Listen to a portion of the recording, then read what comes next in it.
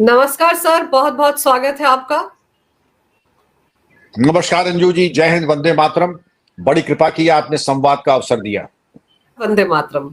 Sir, Changur तो छांगुर छांगुर जैसे कितने गैंग काम कर रहे हैं उत्तर प्रदेश में। इसकी एक और बानगी बरेली में देखने को मिल रही है सर।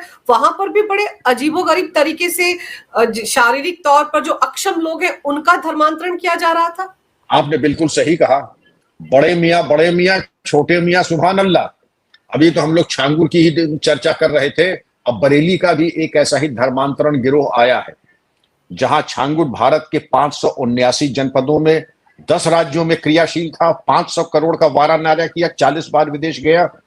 वहीं पर ये जो गिरोह है, इसकी मौजूदगी 13 राज्यों में है। इनके 4 सदस्य जिनका नाम का खुलासा हुआ है।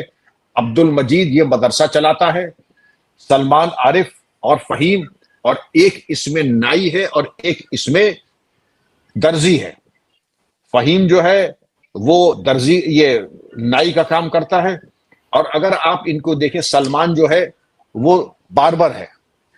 तो सलमान और फहीम, इनका तो ट्रेड मालूम पड़ गया। और एक साहब जो है अब्दुल मजीद, ये चलाता है मदरसा। अब आप समझेंगे तो भाई छोटे मोटे काम करते, वाकई छोटे मोटे काम करते, कोई बहुत ज्यादा शिक्षा भी नहीं है, लेकिन अपने एक मतलब भर को ये जो कुंसित इनका माइंडसेट है, उसने पर्याप्त इनकी जानकारी है। आप अगर ये देखें कि इसके पास, एक आदमी के पास 12 अकाउंट्स, 12 अकाउंट में जो ट्रांजैक्शन 8 महीने में हुए हैं 2000। तो 2000 ट्रांजैक्शन का मतलब, तो इतना तो ट्रांजैक्शन औसत नहीं होता है। अब्दुल मजीद के 2000 ट्रांजैक्शन 8 महीने के। अब 13 लाख का वारा न्यारा है। तो 13 लाख का वारा न्यारा, आखिर आप कौन सी ऐसी कमाई कर रहे हैं कि आपका व्यापार है, या आप किसी मल्टीनेशनल के आप एजेंट हैं, क्या हैं? तो ये चीजें अविश्वसनीय। जाहिर है कि ये धर्मांतरण का पैसा जो आ रहा है 13 राज्यों में, जो आप चला रहे हैं, और इनका बड़ा शातिर दिमाग काम करता था। छांगुर तो खैर जाता था बाहर, वहां से धन लाता था, कन्वर्ट करता था, प्रॉपर्टी खरीदता था। इनके यहां जो साहित्य मिला है वो पीएफआई का साहित्य, डॉक्टर जाकिर नायक का साहित्य मिला है। और जिनको ये टारगेट करते थे, कैसे करते थे? हनी ट्रैप करके, दूसरे तरीके से था कि पैसा दे करके, उधार दे करके, ब्रेन वॉश करके, और कैसे ये अपने तरीके से जो मोह पाश में फंसाते थे कि जो डिप्रेस्ड है, डाइवोर्स्ड हैं, सिंगल हैं, उनको कहते कि हम तुम्हारी शादी करा देंगे, नौकरी दिला देंगे। इस तरीके के मोह पाश में इनको फंसाते थे। और इन्होंने बड़ा शातिर दिमाग अपना काम किया कि बरेली का एक लड़का था, उसको ब्रेन वॉश किया। उस लड़के का नाम था ब्रिजपाल, सुभाष नगर का रहने वाला। उसको ब्रेन वॉश करा करके उसकी शादी कराई एक मुसलमान लड़की से। आप समझ सकते हैं, शादी कराना कोई आसान काम तो है नहीं। आदमी अपने बच्चों की तो शादी करा नहीं पाता आसानी से। इन्होंने इनकी शादी ब्रिजपाल की एक मुस्लिम लड़की से कराई। तो दोनों को प्राप्त करना, दोनों को राजी करके शादी कराना, यह कोई सामान्य घटना नहीं है, अभूतपूर्व घटना है, बड़ी कठिन घटना है। और ये इनके माइंड गेम खेलने वालों की और मनोवैज्ञानिक तौर तरीकों का स्पष्ट प्रमाण है। जब बात यही नहीं खत्म हो जाती, ब्रिजपाल की बहन को भी वर्गला करके इन्होंने एक मुसलमान लड़के से शादी कराई और धर्मांतरण कराया। तो 2 बातें हो गई। जब बेटी और बेटा दोनों ने धर्मांतरण किया और दूसरे धर्म में शादी की, तो मां भी जो है उसने धर्मांतरण कर लिया। आप समझ रही हैं? मां, बेटा और बेटी, बेटे बेटी ने दूसरे संप्रदाय में शादी तक की। अब इनकी जो तौर तरीके हैं, मैंने कहा ना, डाइवोर्स्ड हो, बेरोजगार हो, अवसादग्रस्त हो, सिंगल हो, नौकरी न मिल रही हो, तो जाकिर नायक का साहित्य, ये उल जलूल साहित्य जो इनको ऑनलाइन मिल जाता है, अगर कोई पढ़ना चाहे तो ऑनलाइन पे कूड़ा करकट काफी भरा पड़ा है कि इनकी श्रेष्ठता क्या है और ये कैसे विश्व की तमाम समस्याओं का समाधान इनके पास है। तमाम समस्याओं का अगर समाधान होता तो तुम्हारे जो पिटे हुए राष्ट्र हैं पाकिस्तान वगैरह, वहां भी तो कुछ भला होता। वहां तो कोई भला हुआ नहीं, तो आखिर दुआएं कबूल क्यों नहीं हो रही हैं? अरे कि यही बात समाप्त नहीं होती है। एक और लड़का है प्रभात उपाध्याय, जिसको बताते हैं कि बड़ा हाईली क्वालिफाइड लड़का है, लेकिन दिव्यांग है, आंख नहीं है उसकी। उसको इन्होंने कन्वर्ट करने की कोशिश की और मदरसे में ले जाकर के खतना कराने की कोशिश की। समझ रही हैं आप? ये कितनी कुंसित और घिनौनी हरकत इन्होंने करने की कोशिश की प्रभात उपाध्याय के साथ। तो उसकी मां अखिलेश कुमारी ने जाकर के थाना महुआ खेड़ा में एफआईआर की। ये पकड़े गए, इनकी खातिर तवाज़ो थोड़ी हुई, तो ये गेम प्लान सामने आया। जब गेम प्लान सामने आया तो इसके बाद मालूम पड़ा कि सलमान टेलर और उनकी बाद जो इन लोगों ने, उनकी पत्नी ने जो पैसा वैसा इकट्ठा किया था, फहीम बारबर, इन तमाम लोगों से पूछताछ की गई। लेकिन ये आप समझ सकती हैं कि प्रभात उपाध्याय का जो प्रकरण था, अगर मां ने शिकायत न की होती तो प्रभात उपाध्याय का भी चैप्टर क्लोज हो जाता। भारत के 13 राज्यों में अगर इनका संपर्क सूत्र है और इनके पास से जो साहित्य बरामद हुआ है, अगर आप उस पर गौर करें तो ये पूरा साहित्य जाकिर नायक का है, आपत्तिजनक सामग्री है और इनके संबंध पीएफआई और आईएसआई से होने की प्रबल संभावना है। तो अब सवाल ये उठता है कि गजवाए हिंद का एक नमूना आपने देखा उतरौला बलरामपुर में और दूसरी मिसाल आपने बरेली में देखी। यहां तो मालूम पड़ रहा है कि जहां कुरेदो वहीं पर सांप बैठा, हर शाख पे उल्लू बैठा है, अंजाम गुलिस्तां क्या होगा। तो सबसे बड़ी चीज ये है कि अब जो मुकदमे लिखे गए हैं वो तो खैर ठीक ठाक लिखे गए हैं और उसमें न्याय संहिता की धारा सेक्शन 3 और 5(a) UP unlawful conversion of religious act 2021 इसके अंतर्गत अपराध पंजीकृत किया है। अब अंजू जी, बात यही समाप्त नहीं हो जाती कि आपने गिरफ्तार कर लिया, प्रेस रिलीज दे दिया, इनकी छोटी मोटी संपत्ति बरामद कर ली, छांगुर की भी चलिए 13 ईडी ने बरामद कर ली, 500 करोड़ का हिसाब।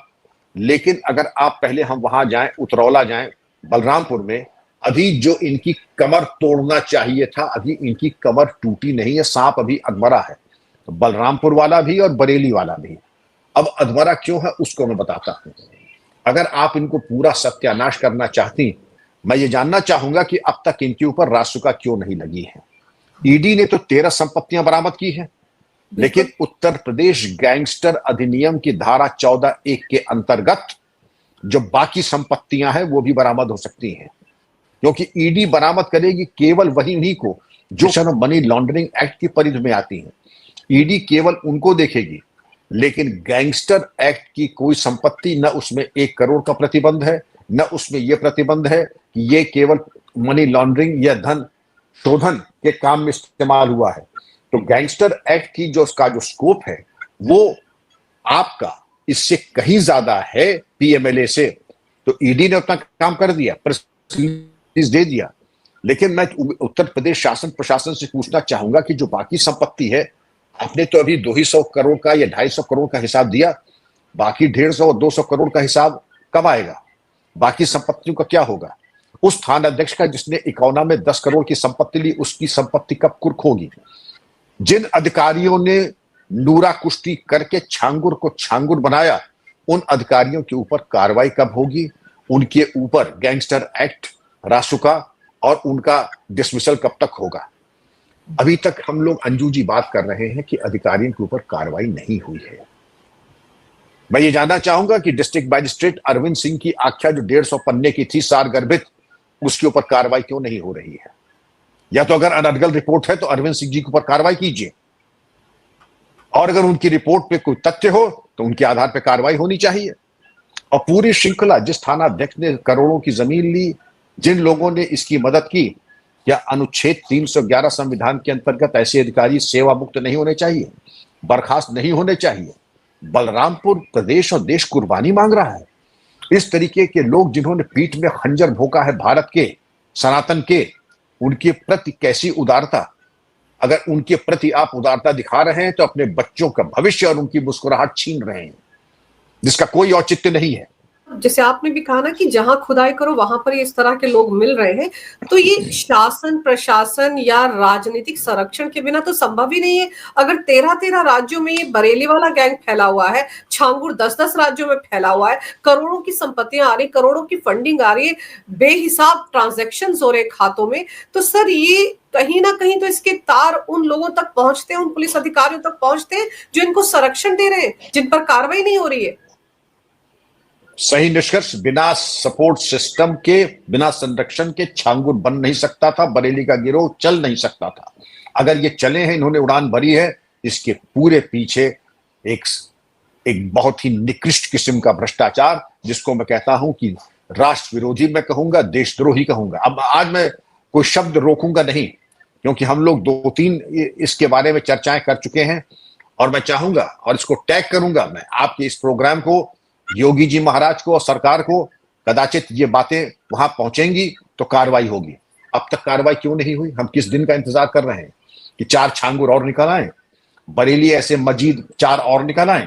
बल्कि मैं तो यहां कहूंगा संस्कृति, क्योंकि अब ये महामारी, ये कोरोना की तरह या महामारी की तरह अगर इसका प्रागट्य हुआ है, तो जैसे महामारी में आप इलाज करती हैं, एक उच्च स्तरीय एक समिति का गठन करें, धर्मांतरण विरोध समिति, और उसमें विशेषज्ञ हो, इंटेलिजेंस ऑफिसर्स हो, क्रियाशीलता हो, और अब ऐसा नहीं आक्रामक हो करके इनके ऊपर कार्रवाई हो।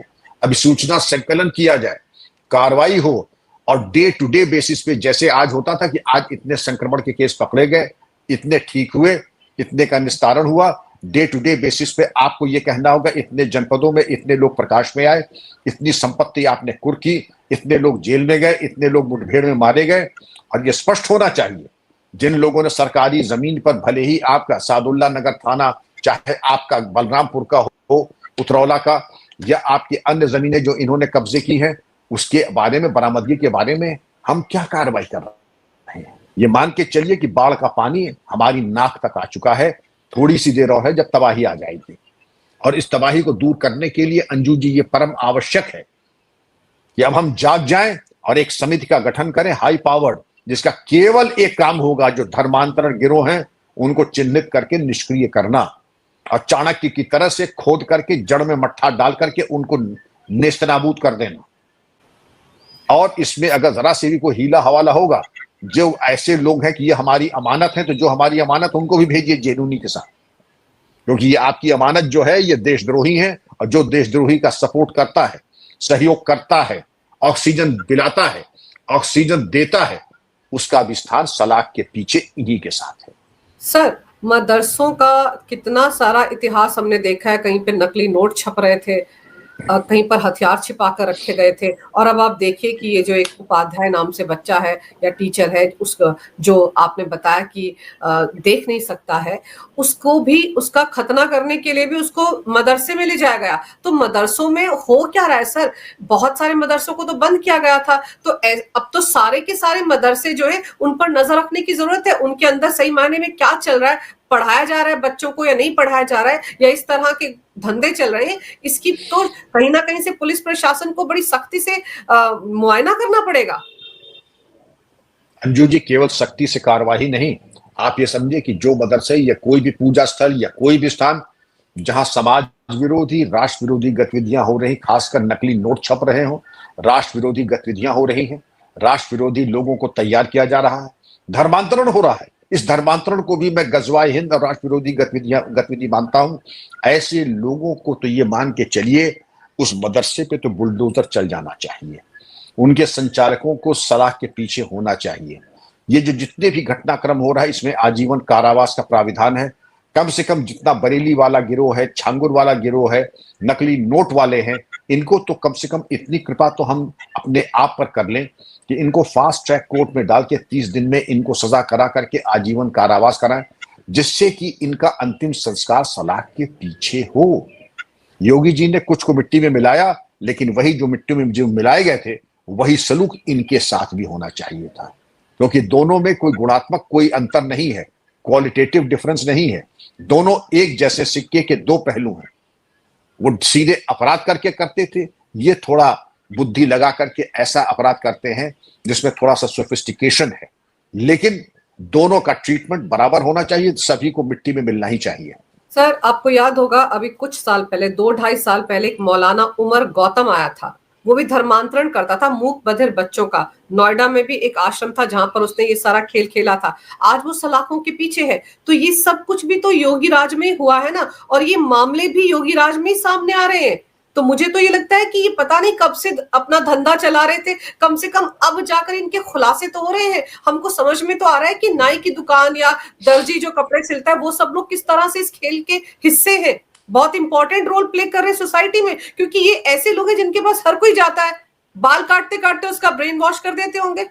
कपड़े सिलवाने के लिए सबसे ज्यादा आपने महिलाएं बिल्कुल जाती सही हैं, कहा। और इनके फांसी में आ जाती हूँ। आपने बिल्कुल सही कहा, यही इनका मोडस ऑपरेंडाई था कि जो बाल कटवाने जाते थे उनका मूल्यांकन करना, जो कपड़े सिलवाने जाते थे उनका मूल्यांकन करना, जो दुखी है, परेशान है, बेरोजगार है, और सोशल मीडिया पे जाकर के देखना कौन थोड़ा सा परेशान दिख रहा है, फिर उसको अपने साहित्य से प्रभावित करने की कोशिश करना, वर्गलाना। आप ये देख लें कि नाई और दर्जी की क्या औकात, लेकिन नाई और दर्जी और मोहम्मद उमर का भी आपने जो बताया, वो खुद फतेहपुर जिले का कन्वर्ट था, लेकिन वो फोकस किस पे करता था, जैसे ये कन्वर्ट करते थे जो किसी की तरीके से पीड़ित हो। मोहम्मद उमर किस पे फोकस करता था, जो शारीरिक रूप से दिव्यांग हो, धन से थोड़ा हाथ तंग हो, ऐसे ही लोगों को। ये एक बिजनेस मॉडल है, अगर आप इस पे गौर करें, ये एक बहुत ही सफल बिजनेस मॉडल इन आपराधिक तत्वों के लिए है।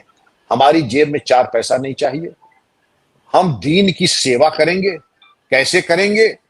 पैसे की कमी नहीं कि पैसा हमें मिडिल ईस्ट से खूब मिलेगा, और पैसा इतना मिल जाएगा कि हम विदेश यात्रा कर लेंगे। विदेश यात्रा करने के साथ साथ हम इतना पैसा कमा लेंगे कि दिव्यांगों को, गरीबों को वर्गला करके, भ्रम में डाल करके, उनका ब्रेन वॉश करके, उनको एक तरीके से मोह पाश में लेकर के उनकी शादी ब्याह करा करके तथाकथित नौकरी दिलवाने के नाम पर हम उनका धर्मांतरण करेंगे। उमर गौतम की अगर आप स्पीच देखें, वो है, उसने कम से कम 10 बार कहा होगा इंशाल्लाह भी हम इतने कर देंगे, इंशाल्लाह हम इतने कर देंगे। अरे क्या तुम खाक कर दोगे? जब से तुम हवालात में गए हो, वहां तुम्हारी वो जो दुर्गत और खातिर तवाज़ो हुई, तुम भूल गए?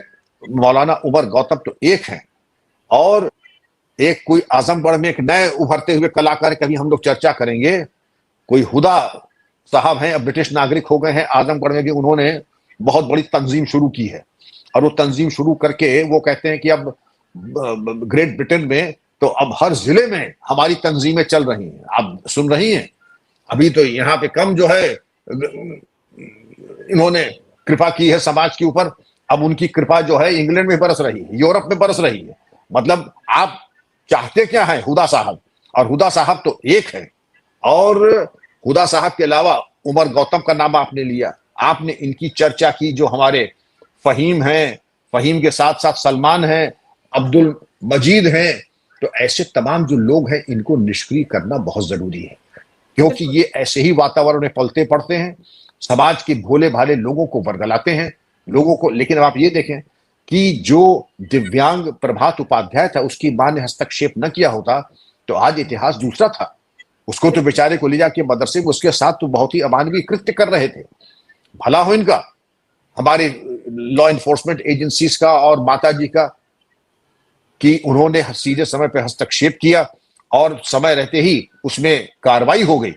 वरना तो ये एक तरीके से जो इन्होंने अंधेर किया था, आप स्वयं समझ सकती हैं कि अखिलेश कुमारी अगर न बीच में पड़ती तो बात कहां से कहां चली जाती। लेकिन ये जरूरी है कि हम चाहते हैं कि स्टेट लेवल पे, सेंट्रल लेवल पे अंजू जी की ऐसी कार्रवाई हो, जो कि एक समिति बन जाए, समिति के साथ साथ एक वॉचडॉग कमेटी बन जाए, और आर्टिफिशियल इंटेलिजेंस टेक्नोलॉजी का इस्तेमाल करके कहीं पर भी आपको अगर कोई चीज असामान्य दिखे, वहां पर सीधा हस्तक्षेप हो, और इनको एक पुलिस स्टेशन के सारे इख्तियारात दिए जाएं कि ये नेस्तनाबूद कर दे बिना किसी इजाजत और परमिशन के।